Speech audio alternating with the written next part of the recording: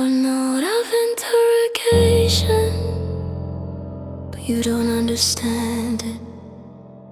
As a matter of fact, an effort will be necessary in order to understand us. We seek for words, we seek perhaps also for ears. Who are we after all? If we wanted simply to call ourselves an older phraseology, atheists, unbelievers, or even immoralists, we should still be far from thinking ourselves designated thereby. We are all three in too late a phase for people generally to conceive. For you, my inquisitive friends, to be able to conceive what is our state of mind under the circumstances. No, we have no longer the bitterness and passion of him who is broken loose, who has to make for himself a belief, a goal, and even a martyrdom out of his unbelief. We have become saturated with the conviction and have grown cold and hearted. The things are not at all divinely ordered in this world, nor even according to human standards do they go on rationally, mercifully, or justly. We know the fact that the world in which we live is ungodly, immoral, and inhuman.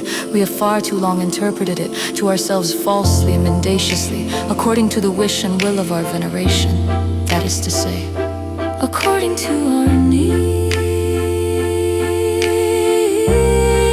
For man is a venerating animal, but he is also a distrustful animal, and that the world is not worth what we believed it to be worth is about the surest thing our distrust has at last managed to grasp. So much distrust, so much philosophy.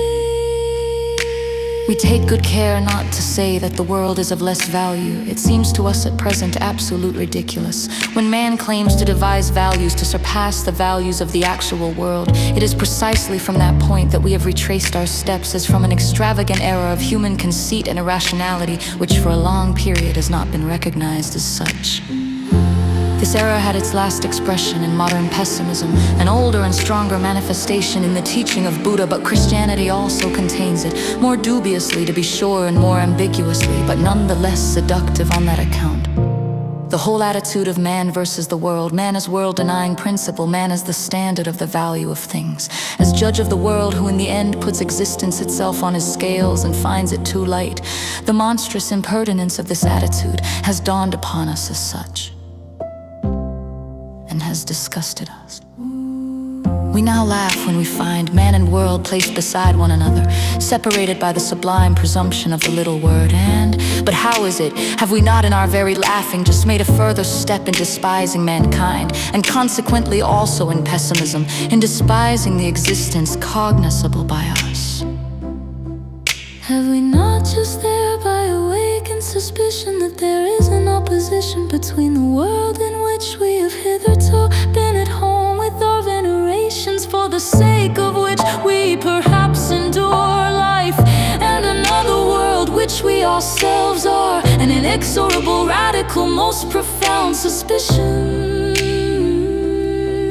concerning ourselves, which is constantly getting us Europeans more annoyingly into its power, and could easily face the coming generation with a terrible alternative: either do away with your venerations or with yourselves.